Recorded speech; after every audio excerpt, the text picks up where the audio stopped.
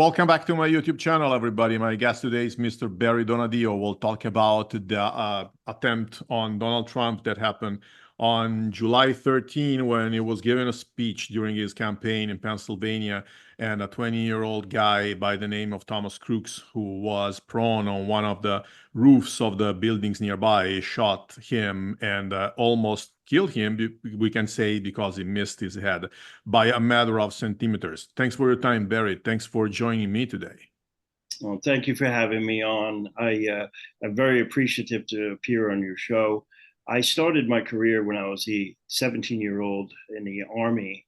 I served in the United States Infantry. I also served in the United States Army Military Police, United States Air Force Security Police. I then transitioned to the United States Secret Service, where I served under the Bush and Obama administrations.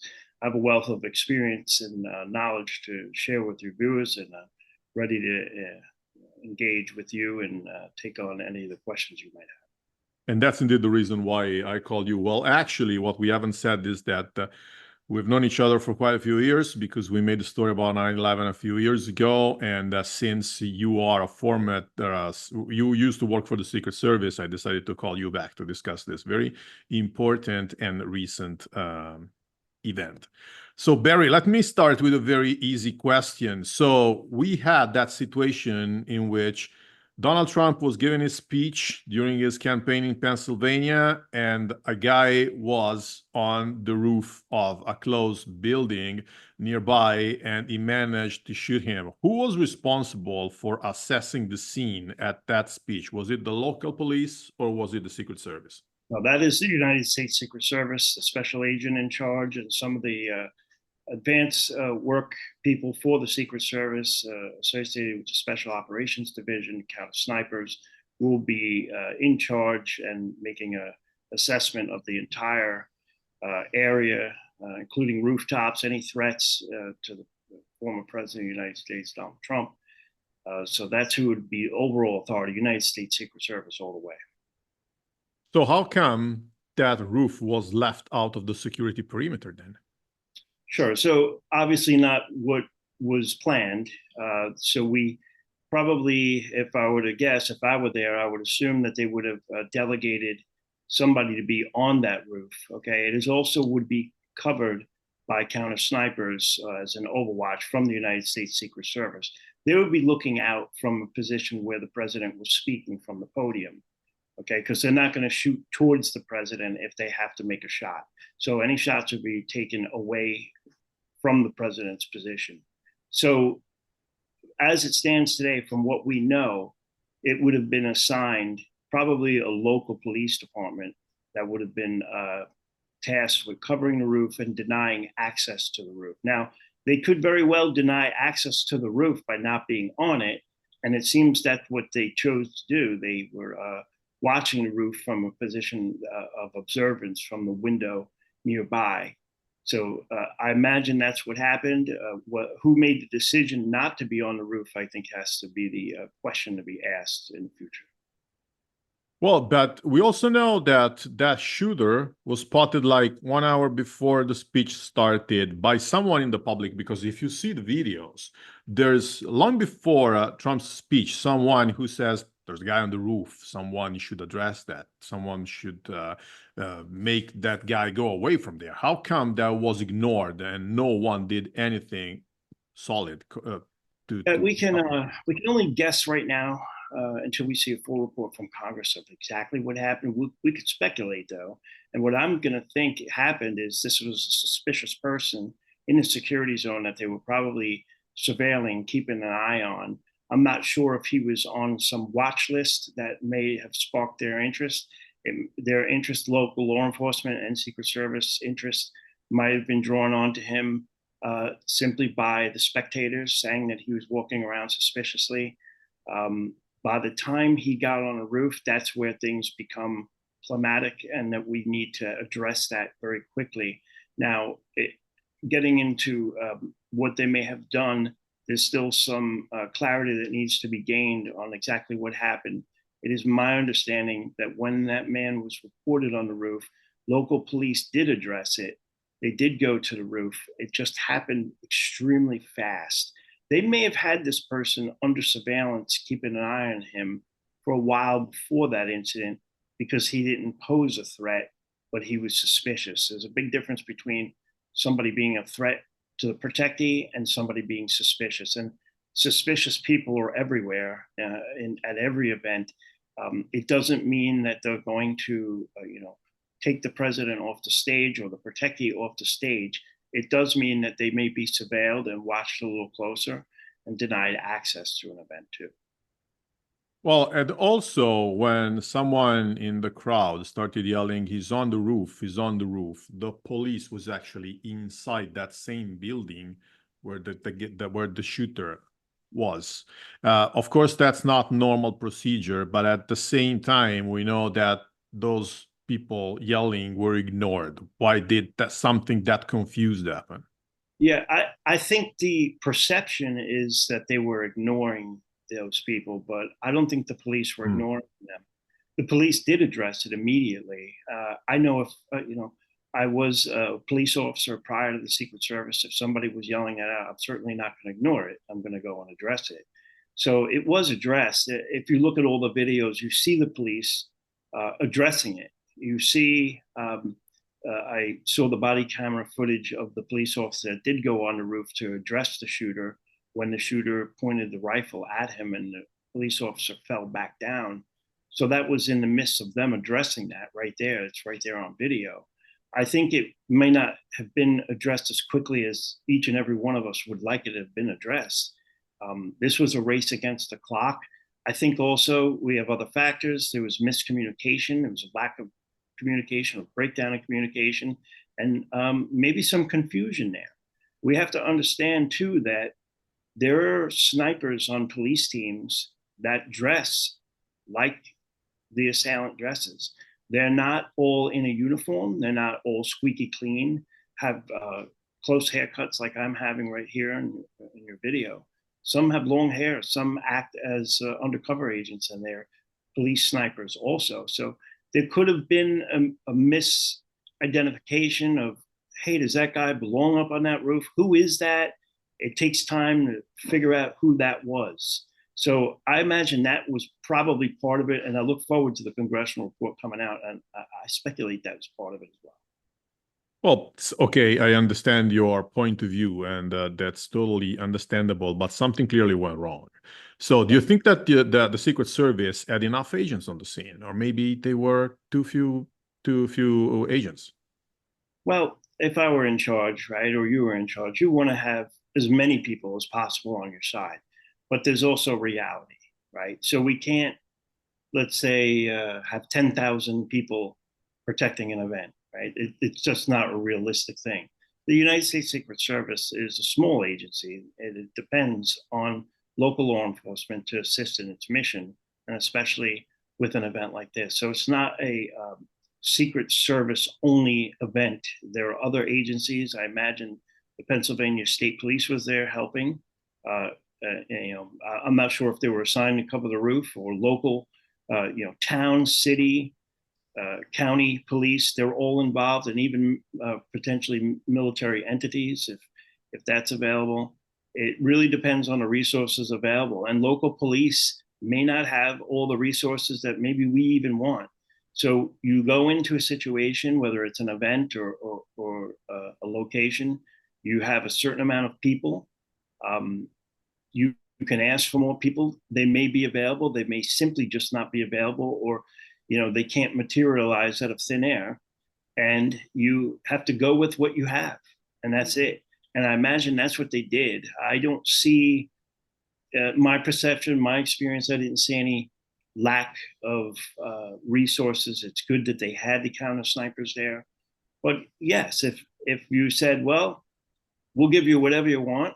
Well, personally, I wouldn't even have him on a stage. I could win every time. He would never be in danger. I would never let him leave the White House at all. I could keep him in a bulletproof bubble, and I would succeed in my mission every day. But it's our job, the job of the current United States Secret Service, to do the dangerous work. Wherever the president goes, whatever he does, it is our job to protect him. And it's not an easy job to, not have a hair harmed on a president's head for years at a time. It is a delicate operation. It is a dangerous operation, and things can happen. And let me also bring up something that something can happen no matter how many people you have out there.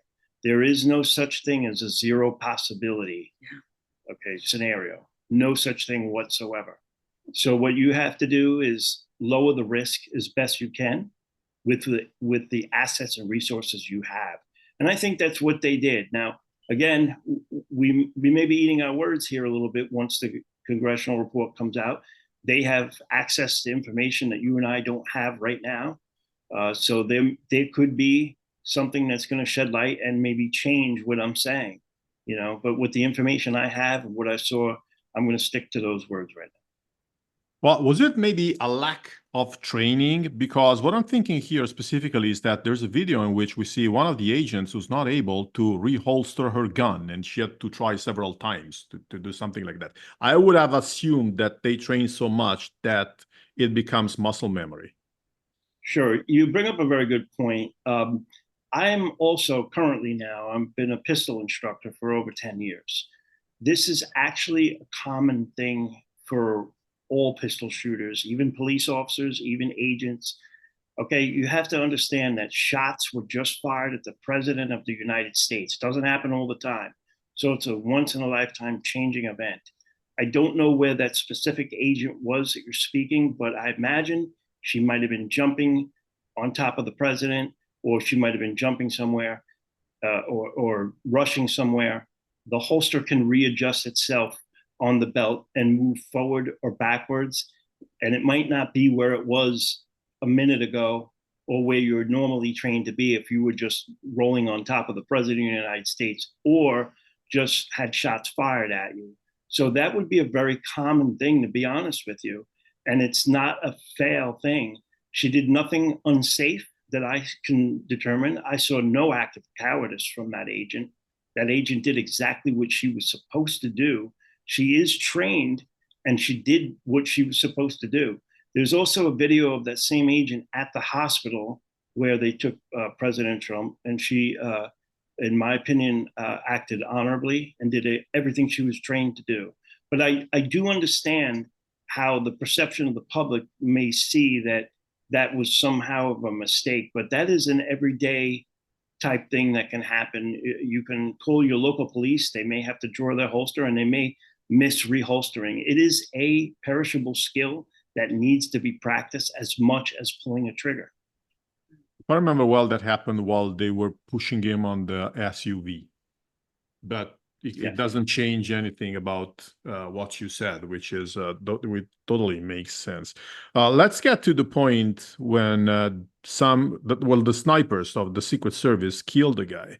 So what do you think about what they did? Because it took them 30 seconds, so the guy was able to shoot 8 bullets, if I remember well. So I think that we can have two options here. Someone could say it took them forever to intervene, on someone can say they did it in a properly manner. What are your thoughts on this? There are so many things that brought us to that moment that are as delicate as a surgeon's scalpel. We have to understand that for a Secret Service sniper to take a shot, it has to be 100% correct. We could not make a mistake in pulling a trigger on somebody. I can tell you what I believe might have been going through the mind of that sniper that had to pull the trigger and do that. And they don't go to work wanting to do that, by the way. That is a tough thing that he's going to have to live with for the rest of his life. But what's going through his mind is this another police officer? Do we have a misidentification? He's using a police type weapon. Maybe it's a cop. I'm not sure. He probably radioed in. He wanted to know what was going on. So I imagine there was some communications going on that ultimately broke down and didn't happen quick enough. Very, very hard to deal with. Now, he saw somebody with a rifle. They were probably on a radio trying to get verification of who it was, what he was doing up there. Is that a police sniper or not? Okay. Once deadly physical force is being used, that sniper can use deadly physical force to repel deadly physical force. So he doesn't have to wait for somebody to give him a command to pull a trigger. I mean, just like any police officer, because they are police officers and they are able to return fire on somebody firing. They probably wanted to make 1000% sure that they were doing the right thing. I think they did the best they could with the cards they were dealt. Well, I would like to add something, probably is something that they don't do often, of course, because the last time something of the sort happened was when President Reagan was shot. That was more than 40 years ago. So I would like to ask you this. How often does something of the sort happen? Like the snipers having to kill somebody? So things happen, not to this severity, though, right? Otherwise, you would see it on television. So you're 100% correct. So we don't see a bullet let loose on a president, right? So we have now Donald Trump. We had Reagan. Before that, people don't even remember there was shots taken at Ford. Okay, so and there's incidents that occur, but don't rise to that specific level where a firearm was used. So I imagine if something were to happen, sometimes we don't always get told the whole story. I'm not quite certain if we hear everything also. So I will tell you, yes, it is a 100% rarity that you have a shot fired like that, but they are trained to do this. This is what they do. This is what they exist for. The Secret Service, they do exactly this. This is their bread and butter. And bottom line, with the cards they were dealt and the situation they were given, the way I see it, they did everything they were trained to do, and did it to a point that we have a surviving president that was making press conferences very shortly after that, which I think we're all thankful for as Americans. Well, what do you think went wrong other than lack of communication, which is something you already mentioned? The first things that come to my mind, it would be maybe lack of leadership or maybe lack of attention because of the rarity of something like that. I think the United States Secret Service is a very good leadership agency. They're full of leaders. The lowest person on a totem pole in the Secret Service is a leader. Okay, by birth, by training, by education, these people are leaders, each and every one of them. It's not a lack of leadership. It's my opinion, there was a miscommunication or lack of communication or cross communication, a lack of identification of who that person was. Was it a police officer? Was it an authorized person? Was it not? And the speed of the communications was not fast enough. They did, remember, the police did confront him on the roof. The shooter pointed a weapon at a police officer, a uniformed police officer. The uniformed police officer fell back. I imagine that police officer called on the radio for an emergency assistance right away. We do see videos of about 30 police officers running to that building at that time. He centered himself in that rooftop to where you couldn't see him from the ground. They couldn't get back up there on that roof quick enough because that guy had a rifle, and they assumed, well, if I pop my head up over that roof again, I might get shot.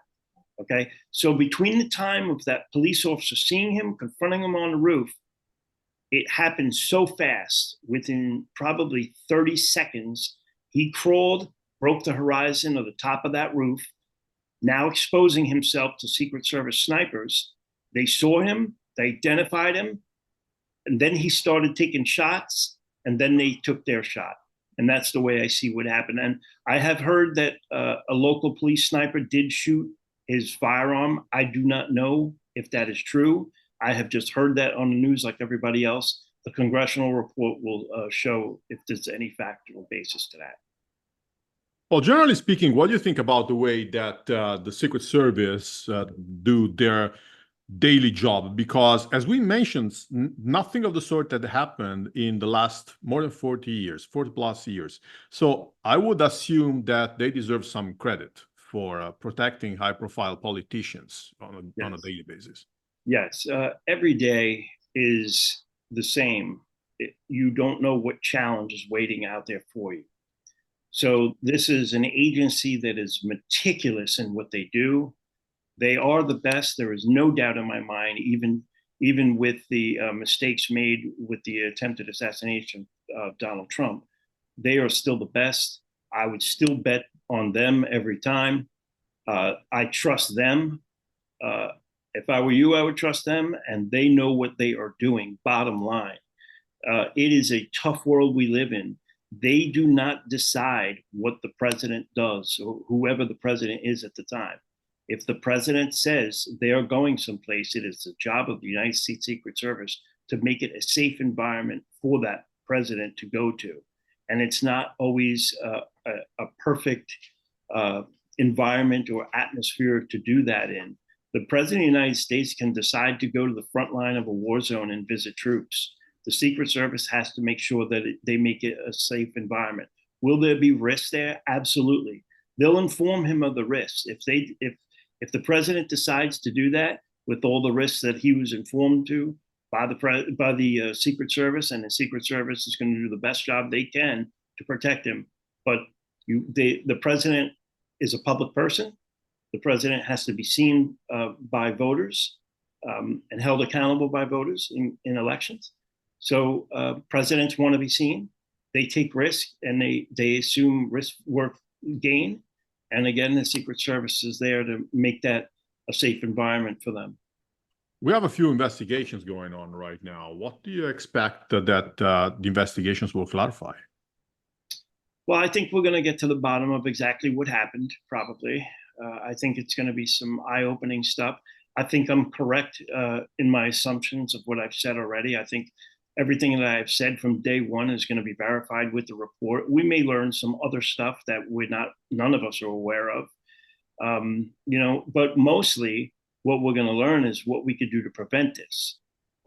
So the Secret Service, even without an investigation like this or an incident like this, the Secret Service constantly reinvents itself, literally by the week. It is shedding its old skin and growing new skin by the week. It is re-educating itself. It is bettering itself all the time.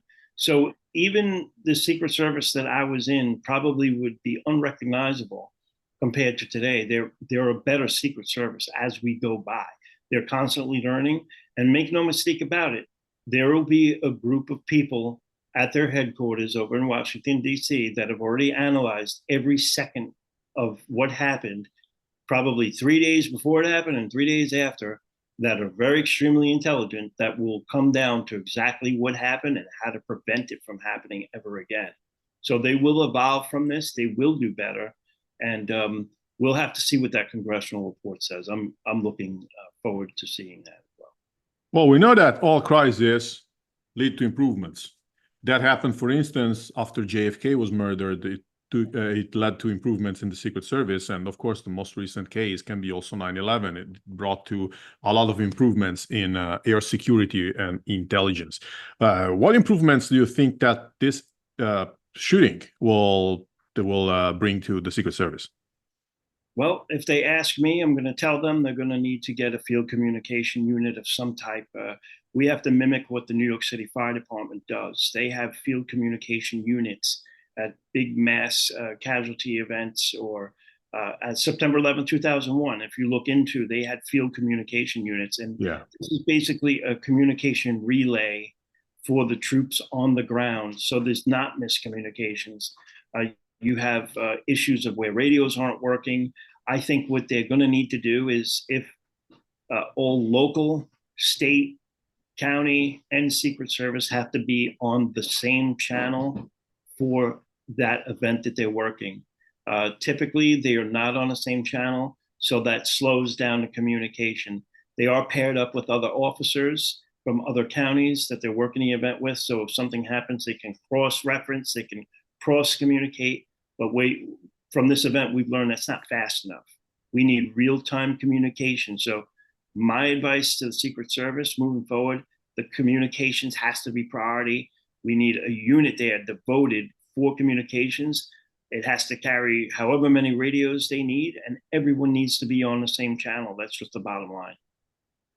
Well, Barry, many thanks for your time and for your very precious explanations, because I think that a lot of people don't get a good view of what happened because they lack the knowledge. So hearing from people like you who have the knowledge and have the experience, I think is very useful to shed some light about this still unclear event. Yes. Well, So, thank you very much for having me. I really appreciate it. well, no need to thank me. Thank you, Barry. And thanks everybody else for watching this, and see you all next time. Bye-bye.